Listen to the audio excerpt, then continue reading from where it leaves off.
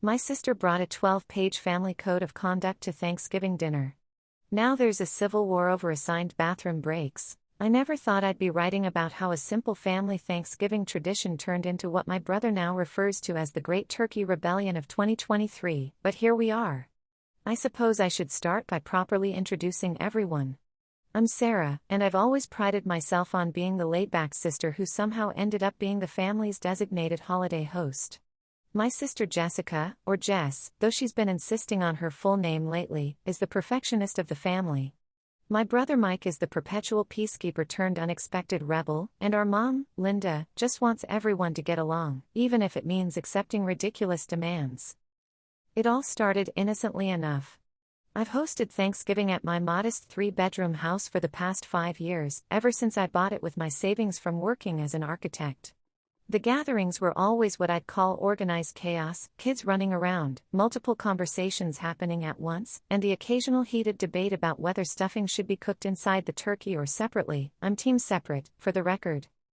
The first sign that something was different this year came when Jess started sending unusually detailed texts about Thanksgiving preparations in early October. At first, they were just questions about the menu and guest list, which seemed normal enough. But then they evolved into suggestions about optimizing the dining experience and creating a more structured environment for meaningful family interaction. I should have seen the red flags when she sent me a 47-slide PowerPoint presentation titled Reimagining Family Gatherings, a Strategic Approach to Holiday Success. I just skimmed it, assuming it was another one of her phases, like when she went through that period of trying to convince everyone to communicate exclusively through a family project management app. But then came that fateful day last week. I was in the middle of my usual pre-Thanksgiving prep, which mainly consisted of clearing out my garage to make room for the extra folding tables and chairs, when Jess showed up unannounced. She was wearing what she calls her business casual outfit, a blazer with jeans, which she thinks makes her look both authoritative and approachable. "Sarah," she said, clutching a leather portfolio to her chest like it contained state secrets, "we need to talk about implementing some structural changes to our family gathering." She then proceeded to pull out multiple copies of what looked like a legal document, complete with paragraph numbering and section headings. The Family Code of Conduct, as she had labeled it, was a 12-page document, with appendices, that read like a cross between a corporate employee handbook and the rules for a particularly strict boarding school. I started reading it, thinking it had to be some elaborate joke, but Jess's expression remained deadly serious. Section 1.3 specified approved conversation topics with a color-coded system indicating which subjects were acceptable at different times of the day. According to the legend, anything marked in red was forbidden entirely, yellow topics required a conversation moderator, guess who, and green topics were pre-approved for general discussion. Section 2.7 detailed the proper procedure for passing dishes, including a diagram showing the correct angle at which to hold serving utensils and a reminder that all requests for seconds must be preceded by a verbal acknowledgement of portion control awareness. But it was Section 4.2 that really got me: seating arrangements and interpersonal dynamics management. Jess had created what she called a social interaction matrix based on what she claimed were extensive observations of family dynamics at previous gatherings. According to her chart, Uncle Bob couldn't sit next to Aunt Mary because their conversation styles were incompatible, and my cousin Sarah, yes, we share the same name, had to be seated facing north because Jess had read somewhere that it optimized digestive function. "I've also developed a system for managing bathroom breaks," Jess announced, flipping to what appeared to be a spreadsheet with time slots. "This will prevent the usual chaos of multiple people trying to use the facilities simultaneously." I couldn't help it, I laughed. It wasn't even a small chuckle, it was one of those full-bodied laughs that make your stomach hurt. "Jess," I managed to say between gasps, "you can't be serious.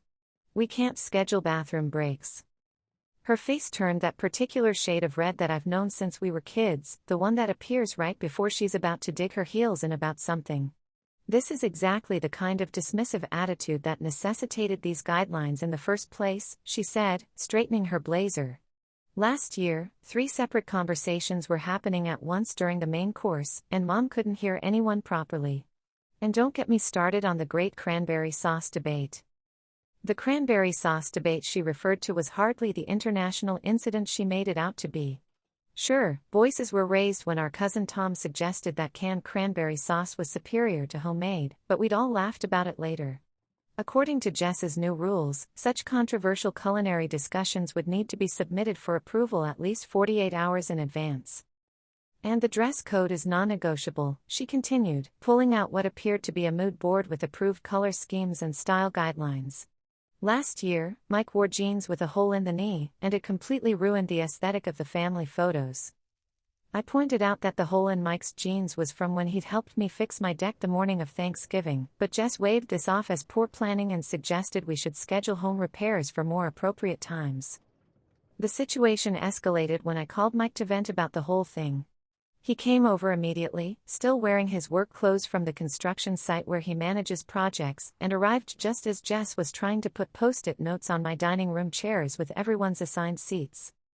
"You've got to be kidding me," he said, picking up a copy of the Code of Conduct. Section 6.1, all attendees must arrive at least 15 minutes before their designated entry time to allow for proper coat check procedures and mood assessment. Mood assessment. What are we, entering a spa? Jess tried to explain her vision of a more refined family gathering, complete with conversation prompt cards and a schedule that broke down the entire day into 15-minute intervals. There was even a designated spontaneous joy period from 3:45 to 4 p.m. That's when I put my foot down. "Jess, this is my house, and while I appreciate that you want to help, I'm not turning our family Thanksgiving into a corporate retreat." She didn't take it well. "Clearly, you don't understand the importance of structure in creating meaningful family experiences," she said, clutching her portfolio even tighter. "Did you know that studies show that unstructured family gatherings lead to 47% more instances of conversational overlap and a 23% increase in holiday stress?" "Where did you even get those statistics?" Mike asked. "I conducted my own research," she replied primly, which we later found out meant she'd been keeping detailed notes on our family gatherings for the past 3 years, including a spreadsheet tracking how many times someone interrupted someone else. The situation might have been salvageable if Mom hadn't chosen that moment to call and check on our Thanksgiving plans. Jess immediately put her on speakerphone and presented her case, complete with references to family harmony optimization and structured joy facilitation. "Well," Mom said hesitantly, "maybe some organization wouldn't hurt. Remember last year when your father fell asleep in the mashed potatoes because we didn't have a designated post-meal activity plan? Dad fell asleep because he'd spent the whole morning helping me smoke the turkey. I protested. And everyone thought it was hilarious. We still have the pictures." "Which were completely unsuitable for our family holiday album," Jess interjected. Section 7.3 of the Code specifically addresses appropriate photographic documentation of family events. That's when I decided I'd had enough. "Okay, that's it. If we can't have Thanksgiving without it turning into a corporate training seminar, then maybe we shouldn't have it at all. I'm canceling." The silence that followed was deafening. Mom gasped. Mike let out a low whistle. And Jess?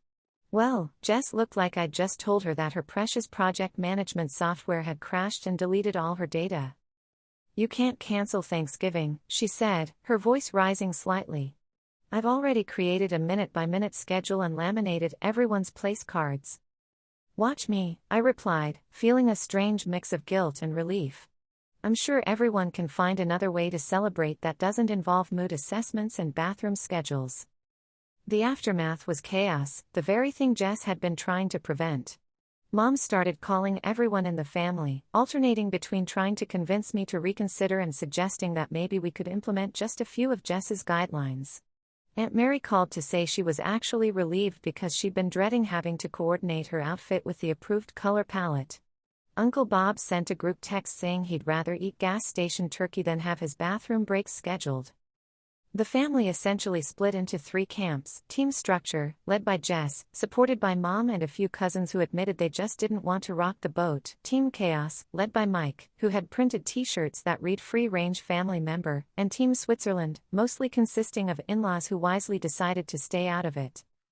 Mike's reaction to the whole thing was to organize what he called an anti-Thanksgiving Thanksgiving at his house, where the only rule was that there could be no rules.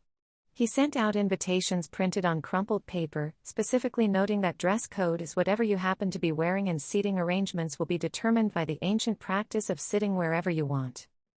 Jess, meanwhile, retreated into what Mom calls her planning cave, the spare bedroom in her apartment that she's converted into a home office, complete with multiple monitors displaying various organizational apps and a wall-sized whiteboard covered in flowcharts.